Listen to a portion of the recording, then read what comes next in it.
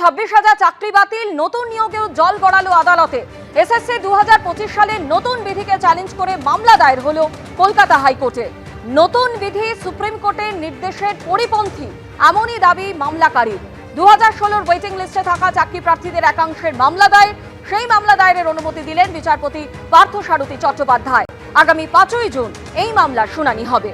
নমস্কার বন্ধুরা, এই মুহূর্তে সবথেকে বড় ব্রেকিং নিউজ। তাহলে কি WBSSC 2025 কি নোটিফিকেশনটা কি বাতিলের পথে বন্ধুরা? এরকমই কিন্তু বন্ধুরা একটা খবর ভেসে উঠে আসে। কারণ আপনারা জানেন ইতিমধ্যেই কিন্তু 2016 সালের যারা ওয়েটিং লিস্ট ক্যান্ডিডেট ছিল তারা কিন্তু নতুন করে একটি কেসের সঙ্গে যুক্ত হতে চলেছে এবং সেই কেসটা কিন্তু অলরেডি পড়ে গেছে এবং সেটার কিন্তু বন্ধুরা একটা শুনানি কিন্তু বন্ধুরা 5 তারিখে হওয়ার সম্ভাবনা রয়েছে। তো বন্ধুরা কেন কেসটা হয়েছে, কি কারণে রয়েছে, আর 2025 সালে যে বিজ্ঞপ্তি দেওয়া হয়েছে সেটা কেন বাতিলের পথে, সেই বিষয়টি বন্ধুরা আমি কিন্তু আপনার সামনে তুলে ধরবো। তার জন্য করতে হবে কি বন্ধুরা, আমার এই চ্যানেলটিকে সাবস্ক্রাইব করতে হবে আর ডিয়ার আপডেটে আমি আপনাদের সঙ্গে সুজয় বন্ধুরা। তো চলুন বন্ধুরা ভিডিওটি শুরু করা যাক। বন্ধুরা 2016 সালের যে ওয়েটিং লিস্টের যে ক্যান্ডিডেটরা রয়েছে তারা কিন্তু বন্ধুরা একটা কেস করেছেন বেশ কয়েকজন মিলে বন্ধুরা। সেখানে কি ফল্টের কথা বলা হয়েছে, যে ধরনের কেসটা করা হয়েছে সেটা কিন্তু আমি বন্ধুরা আপনাদের সামনে তুলে ধরছি। সেটা আমি মামলায় লিভ নিয়েছি, লুবানা পারভিন এবং মৌসুমীরা তারা মামলা করেছেন। তারা মূলত ওয়েটিং লিস্টেড ক্যান্ডিডেট ছিলেন 2016 সালের রিক্রুটমেন্ট প্রসেসে। তাদের বক্তব্য খুব পরিষ্কার যে দেখুন 2016 সালে রিক্রুটমেন্ট প্রসেসে দুর্নীতি হয়েছে, সেটা স্যাটাসাইড হয়েছে। সেটা স্যাটাসাইড করে নতুন যে সিলেকশন প্রসেস কন্ডাক্ট হবে সেটা 2016 সালের রিক্রুটমেন্ট রুলস অনুযায়ী হতে হবে, 2016 সালের পার্টিসিপেটেড ক্যান্ডিডেটদের মধ্য থেকেই। কেন হতে হবে, তার কারণ হচ্ছে যে 2016 সালে রিক্রুটমেন্ট প্রসেসে দুর্নীতি হয়েছে। 2025 সালে নতুন একটি রুল নিয়েছে, সেখানে রেট্রোস্পেক্টিভ এফেক্ট দিয়ে দেবেন যে 2016 সালের নিয়োগ হবে 2025 সালের রুল অনুযায়ী। যে রুলসে বলছে 10 নম্বরের জন্য টিচার এক্সপিরিয়েন্সের নাম্বার দেওয়া হবে, যে ফলে এদের জন্য সিলেকশন প্রসেস হবে 90 নম্বরের। আর যারা শিক্ষকতা করেছেন সে হতে পারে কন্ট্রাক্টুয়াল টিচার, তিনি 10-এ 10 পাবেন, আর তাদের জন্য সিলেকশন প্রসেস 100 আর এদের জন্য সিলেকশন প্রসেস 90। সেটা তো আর হতে পারে না। হচ্ছে বন্ধুরা সুপ্রিম কোর্টের নির্দেশে কিন্তু বলা হয়েছিল কিন্তু 2016 সাল অনুযায়ী যে গ্যাজেটেড ছিল সেই অনুযায়ী কিন্তু 2025 সালের পরীক্ষাটা নিতে হবে।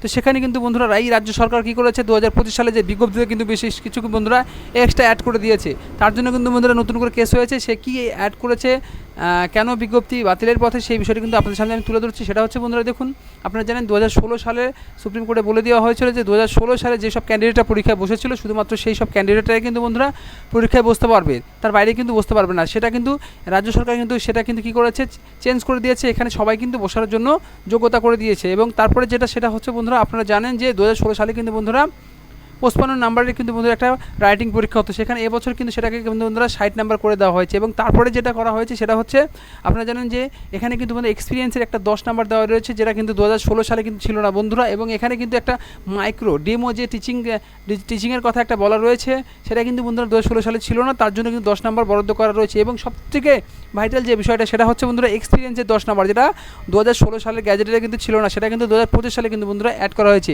এই বেশ কয়েকটি কারণের জন্য কিন্তু বন্ধুরা আজকে কিন্তু বন্ধুরা একটি কেস আপনারা জানেন ফিরদৌস শামীমের আন্ডারে কিন্তু বন্ধুরা একটি কেস কিন্তু করা হয়েছে। তারা বলছে যে দেখুন আগে একাডেমিক কোয়ালিফিকেশনের জন্য বরাদ্দকৃত নাম্বার ছিল 35, বর্তমানে কত 10। ফলে এই যে নাম্বারের পার্থক্য ঘটে, আগে ইন্টারভিউ ছিল 10, এখন ইন্টারভিউ 10-এর সঙ্গে লেকচার ডেমনস্ট্রেশন আরো 10 যোগ করে দেওয়া হয়েছে। সে আগে 10 নম্বরে ম্যানিপুলেশন হতো, এখন 20 নম্বরের ম্যানিপুলেশন হবে। যেখানে নতুন রিক্রুটমেন্ট রুলস অনুযায়ী নিয়োগ হতেই পারে না, পুরাতন যে রিক্রুটমেন্ট রুলস আছে 2016 সালের রিক্রুটমেন্ট রুলস অনুযায়ী নিয়োগ দিতে হবে এবং সেভাবেই নাম্বার বিভাজন রাখতে হবে। নতুন রুলের ভিত্তিতে এই সিলেকশন প্রসেস হতে পারে না। আরেকটা অত্যন্ত গুরুত্বপূর্ণ যেটা হচ্ছে সুপ্রিম কোর্ট নির্দিষ্টভাবে বলে দিয়েছে যে কারা এজ রিল্যাক্সেশন পাবেন।